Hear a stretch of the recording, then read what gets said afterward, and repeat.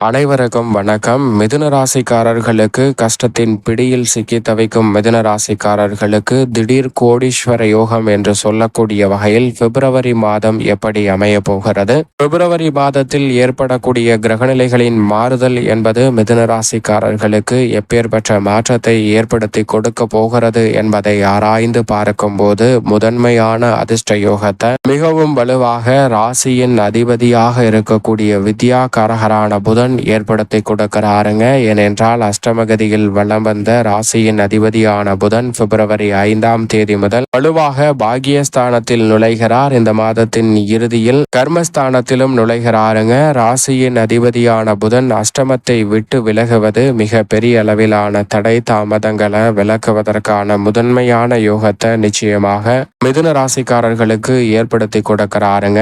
ஏனென்றால் ராசியின் அதிபதியான புதன் கெட்டால் புத்தி கட்டுவிடும் என்பார்கள். நோய்வாய்ப்படுவதற்கான சாத்தியக்கூறுகளும் வரும். அவர் அஷ்டமத்தில் இருப்பதை காட்டிலும் இந்த மாதத்தின் துவக்கத்திலே அஷ்டமஸ்தானத்தை விட்டு முழுமையாக விலகக்கூடிய ராசியின் அதிபதியான புதனின் அமைப்பால் மிக சிறப்பான நல்ல வாய்ப்புகள் கிடைக்குங்க. உணர்ச்சி வசத்திற்கு இடம் கொடாமல் சிந்தித்து முடிவெடுப்பதற்கான நல்ல வாய்ப்பும் நிறைவாக அமையும். எந்த ஒரு காரியத்தை மேற்கொண்டாலும் அதில் இருக்கக்கூடிய தடை தாமதங்களை நன்கு அறிந்து அதற்கு ஏற்றவாறு தங்களுடைய செயல்பாடுகளை மாற்றி அமைப்பதற்கான நல்ல சூழல் நிறைவாக கிடைக்கும். எனவே மிக பெரிய அளவிலான காரிய தடைகள் கூட முற்றிலுமாக தகர்த்தெறியப்பட்டு முன்னேற்றத்திற்கு வழிவகை செய்யக்கூடிய சந்தர்ப்பம் நிறைவாக அமையும் என்பதை ராசியின் அதிபதியும் வித்யாகாரகரமாக இருக்கக்கூடிய புதன் தெல்ல தெளிவாக மிதுன ராசிக்காரர்களுக்கு உறுதிப்படுத்துகிறார். மேலும் இந்த வேளையில் நிழல் கிரகமான ராகு கர்மஸ்தானத்தில் வலுவாக வெற்றிருக்கிறது. கர்மஸ்தானத்தில் நிலை கொண்டிருக்கக்கூடிய ராகுவால் தொழில் ரீதியான அதிரடியான மாற்றத்தை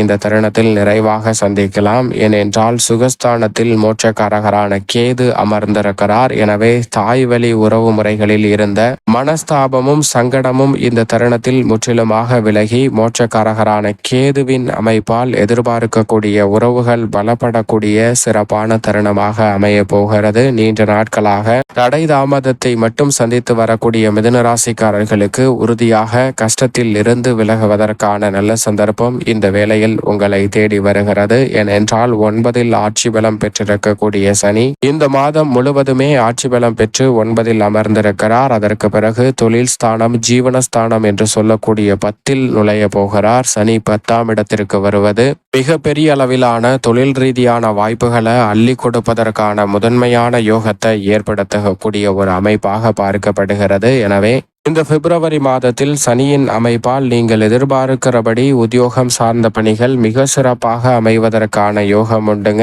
அலைச்சல் சிரமம் கட்டுக்குள் வரும். சக பணியாளர்களின் ஒத்துழைப்பு சாதகமாக அமையும். நினைப்பதை காட்டிலும் நிர்வாகத்தினரின் ஒத்துழைப்பு மிக பெரிய அளவில் வளர்ச்சிக்கு பங்கு பெறக்கூடிய வாய்ப்பை அபரிவிதமாக ஏற்படுத்தி கொடுக்கிறது. மிதுன ராசிக்காரர்களுக்கு தொழில்துறையிலும் மிக நுணுக்கமாக பல்வேறு வகையான சாதுரியமான திட்டங்களை செயல்படுத்தி வெற்றி பெறுவதற்கு முதன்மையான யோகமும் மிதுன ராசிக்காரர்களுக்கு கிடைக்கிறது. எனவே மிதுன ராசிக்காரர்களை பொறுத்த வரைக்கும் இந்த வேளையில் மிக பெரிய அளவிலான காரிய தடைகள், சிக்கல்கள், சிரமங்கள் போன்றவற்றை தவிர்த்து நல்ல வளர்ச்சியையும் முன்னேற்றத்தையும் உறுதியாக சந்திக்கக்கூடிய வகையில் மிக சிறப்பான நல்ல வாய்ப்புகளை சந்திப்பதற்கான முதன்மையான யோகத்தை ஏற்படுத்தி கொடுக்கிறாருங்க. அது மட்டுமல்லாது முழு சுபகிரகமாக இருக்கக்கூடிய குருவும் பிப்ரவரி 4ஆம் தேதி முதல் வக்ர நிவர்த்தி பெறுகிறார். திருக்கணிதத்தின்படி ஆக்கிய பஞ்சாகமத்தின்படி 11ஆம் தேதி முதல் முழுமையாக வக்ர நிவர்த்தி பெறுகிறார். எனவே குரு பகவான் முழுமையாக வக்ர நிவர்த்தி பெறக்கூடிய இந்த தருணம் விரயஸ்தானம் வலு பெறுகிறது. எனவே உறுதியாக மிதுன ராசிக்காரர்களுக்கு தார தப்பட்டை கிளிய போகிறது என்று சொல்லக்கூடிய வகையில் மங்கள ஓசை நிறைவாக கேட்பதற்கான முதன்மையான யோகமும் இந்த பிப்ரவரி மாதத்தில்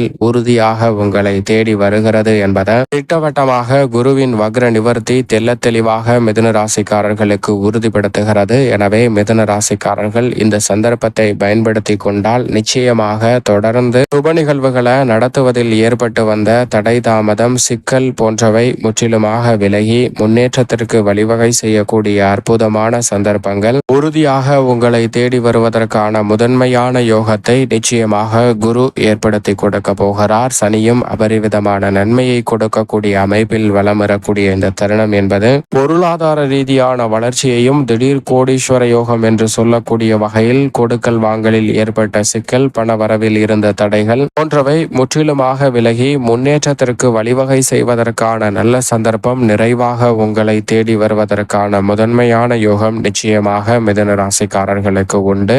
மங்களகாரகன், பூமிக்காரகன் என்று சொல்லக்கூடிய செவ்வாயும் ஜென்மத்தில் வக்ர நிவர்த்தி பெறுகிறாருங்க. செவ்வாயினுடைய வக்ர நிவர்த்தியும் மிகப்பெரிய அளவில் வரவேற்கத்தக்க ஒரு அமைப்பாக பார்க்கப்படுகிறது.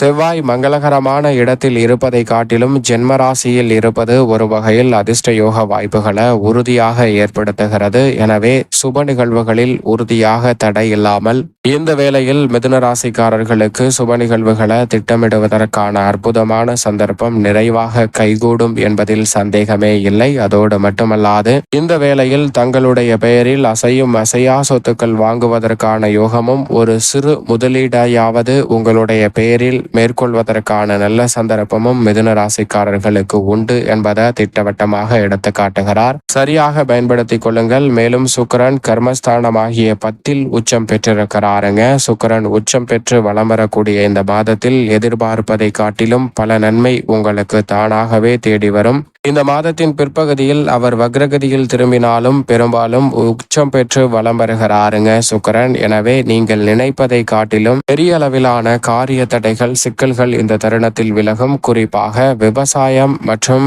தொழில்துறை போன்ற பணிகளில் புதிதாக வருவாயை உயர்த்தி கொள்ளக்கூடிய வகையில் நல்ல சந்தர்ப்பம் அமையும். அதைவிட கலைத்துறையில் உச்சபட்ச வாய்ப்புகள் உங்களுடைய சிறு முயற்சிக்கே நிறைவாக கிடைக்குங்க. எனவே மிதுன ராசிக்காரர்கள் கலைத்துறை ரீதியான பணிகளை அதிகமாக கவனம் செலுத்துங்க. இதுவரை தவற விட்டிருந்தாலும் இந்த தருணத்துல மிக சிறப்பானதாக உறுதியாக மாற்றி கொடுக்கிறார் சுக்கிரன். அதே போன்று அரசியல் சார்ந்த பணிகளில் ஈடுபடலாமா, அரசியல் சார்ந்த பணிகளில் வாய்ப்பு கிடைக்குமா என்று காத்து கொண்டிருந்த மிதுன ராசிக்காரர்களுக்கும் நல்ல சந்தர்ப்பம் இந்த பிப்ரவரி மாதத்தில் அமையும். சரியாக பயன்படுத்திக் கொள்ளுங்கள். எதிர்பார்ப்பதை காட்டிலும் மிக சிறப்பான அற்புதமான வாய்ப்பு வலுவாக கிடைக்கும். மேலும் இந்த வேளையில் உஷ்ண கிரகமாக இருக்கக்கூடிய சூரியன் முற்பகுதியில் அஷ்டமத்திலும் பிற்பகுதியில் பாகியஸ்தானத்திலும் நுழைகிறார். உஷ்ண கிரகமான சூரியன் ஜென்மத்தில் அவரது நட்பு கிரகமாக இருக்கக்கூடிய செவ்வாய் வலம் வரும்போது அஷ்டமஸ்தானத்தை விட்டு சூரியன் விலகுவது உடல்நல ஆரோக்கியம் திருப்திகரமாக அமைவதற்கான முதன்மையான வாய்ப்பை ஏற்படுத்தி கொடுக்கிறது. அலைச்சல் சிரமம் குறைவதோடு திட்டமிட்ட பணிகளை துல்லியமாகவும் கனகச்சிதமாகவும் சிரமம் இல்லாமல் மேற்கொள்வதற்கான நல்ல சந்தர்ப்பத்தையும் சூரியன் வலுவாக அள்ளி கொடுக்கிறார். எனவே சூரியனினுடைய அஷ்டமஸ்தானத்தை விட்டு விலகும் மாறுதல் நல்ல மாற்றத்தை